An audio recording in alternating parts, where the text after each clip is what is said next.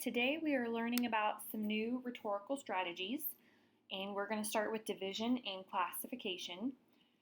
So these are really two different versions of the same idea. So let me explain the distinction. Division is the act of separating something into its component parts, while classification is grouping a number of things into categories. And I think a good example to help you understand the difference is a book is divided into chapters, right? That's how we understand the information in a book. That's how we put it into a logical order, right? We use those categories, chapters 1, 2, 3, 4, however many chapters.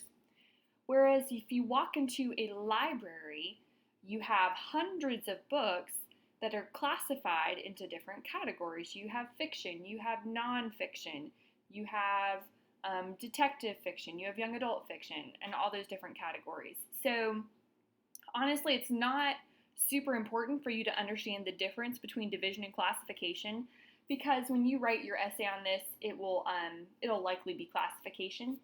But just so you know. All right, so some examples, and I'm giving you here the different topic ideas that I'll have on your assignment for essay 4. So some types of essays you could write. You could write an essay about different types of college freshmen, and that's kind of a fun essay, maybe a little satirical there. Types of office workers, and that could be a humorous essay, or it could be more serious. And also types of sports fans or moviegoers. And that would probably be a more humorous essay. This type of essay lends itself towards being more of a lighter topic. Like I always use the example, if you've ever been to a Clemson football game, you know you have to avoid the fraternity brothers because, they're drunk before noon. They're drunk by 9 o'clock in the morning. You have to avoid the old people because they're really set in their ways. And if you accidentally sit in their seat, then, they'll yell at you. You have to watch out for the families with young children because, their kids are out of control and they're trying to still be college students and hang on to their youth and be cool, but, they're running around after their kids. Or, of course, you always have the redneck contingent at a Clemson football game. And so you could just write a humorous essay about that, the different types of people you'll encounter. So just some ideas for topics. So developing this type of essay, you have to remember a couple things. First of all, you do want to make your purpose clear. What is the purpose of knowing the different categories of people you'll encounter at a football game or the different types of office workers? It can be humorous or it can be more serious, but just be aware that that's something I'm looking for in your essay. And you also want to be consistent with your principle of classification. So, like if you're talking about different types of dogs, I want to discuss German Shepherds and Golden Retrievers and Boxers and dogs under 10 pounds. Well, that's not consistent. That last category doesn't really flow with the other ones. So you want to be consistent. Avoid underdeveloped categories. So you don't really want this to be a glorified list of here are 8 categories and I have 3 sentences for each one. You want to have adequate support and examples and details. You want to avoid overlapping or indistinct categories. So you want each of your body paragraphs, each category to be unique and not to blend together. And you want to avoid too few or too many.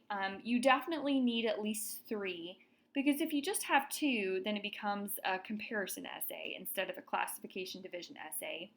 And if you have too many, you can't discuss them well within the constraints of the word count. This essay will be maxed out at 750 words. So I've had students successfully do 4 or 5 categories max, and 5 is probably pushing it a little bit, but it can be done. All right, so that's classification division. Another strategy you'll have to choose from this is essay 4, will be these 3 strategies you'll get to choose between is compare and contrast. And this is kind of a fun one. You'll be discussing the similarities and differences between 2 things. So some of the topic ideas I give you here are high school versus college. They are similar, both school, both classes, both have professors, teachers, but there are a lot of differences between high school and college, so you could discuss that really well. Two places you have lived. A lot of students like this topic if they've lived in two places that are very different. I had a student who was from Boston who then moved to Greenville. So talk about culture shock, and he really enjoyed thinking about all the different elements between those two places. Or two-team sports. Now, by two-team sports, I don't mean like Clemson versus USC. I mean like football versus basketball or baseball versus volleyball. So talking about the similarities and differences between two-team sports. All right, some things to remember in developing a comparison and contrast essay. You want to have what I call elements of comparison. So you need to have these elements, these distinctions, to tie the two different things together.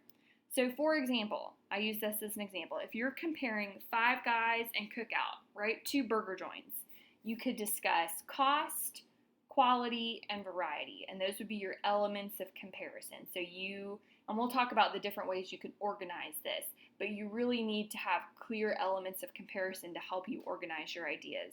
Otherwise, it just gets very rambly. Use supporting details and examples.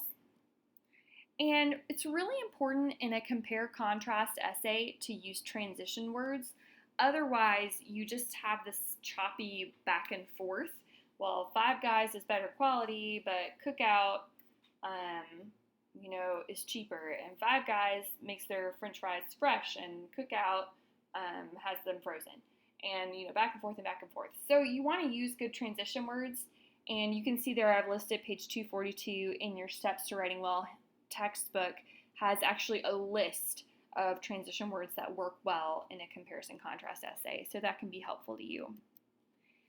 And finally, it's okay to express an opinion, but you do want to be sure that you're not writing an argumentative essay. So your essay shouldn't be why Five Guys is better than Cookout. You can, especially in your conclusion, you can state a preference, or like if you're comparing two places you have lived, you can say, overall, I prefer living in Greenville.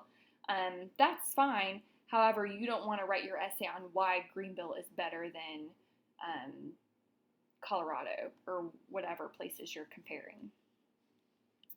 All right, so let's talk a little bit about organization. In a comparison contrast essay, organization is key. And your book talks you through these two different methods. So I just wanted to give you another example. So here on the left side of the screen is the block method, where you would spend one of your body paragraphs talking about Five Guys. And within that paragraph, you would discuss cost, quality, and variety. So Five Guys is more expensive, but I think they have better quality burgers. They don't have as much variety on their menu, though, right? So in comparison to Cookout. Then you would spend your next body paragraph talking all about Cookout. Cookout is cheaper, however, their quality is just not as good. You're not going to get as good of a burger. However, they do have greater variety, right? Like a million milkshakes you can buy at Cookout. So that's one way you could organize your information. The other way is called the point-by-point method.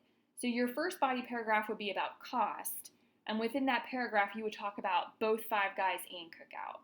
And your next paragraph would be about quality, and within that paragraph you would compare the quality of food at Five Guys and Cookout. So I hope that makes sense.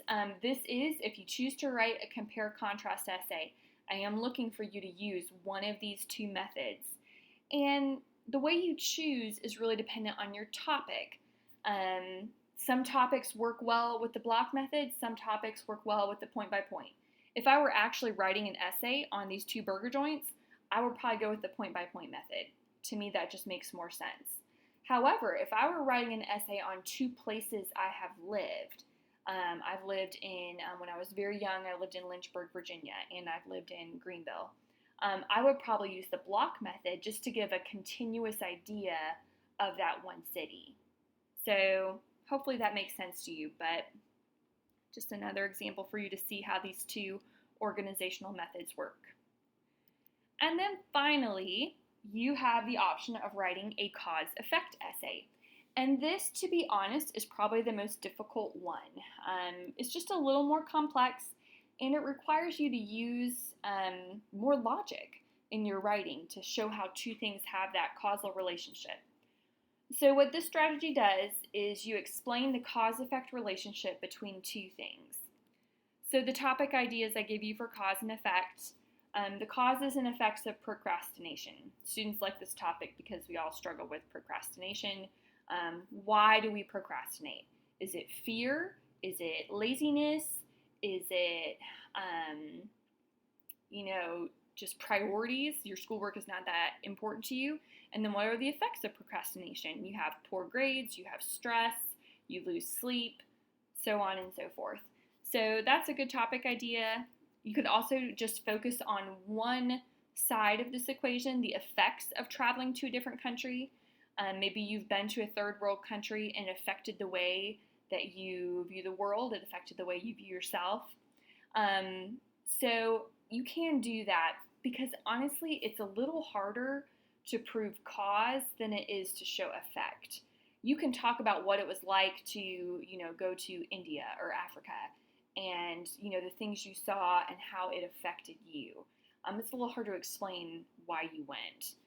So another one, this is another topic that students like because it's so near and dear to most of you, and that is the effects of social media. Social media cause you anxiety? Does it cause you to lose sleep? Does it cause you to, lose valuable time? Does social media cause you to procrastinate? All those things, the effects of social media. So when you're developing a cause-effect essay, you want to remember a couple of things. First of all, present a reasonable thesis statement.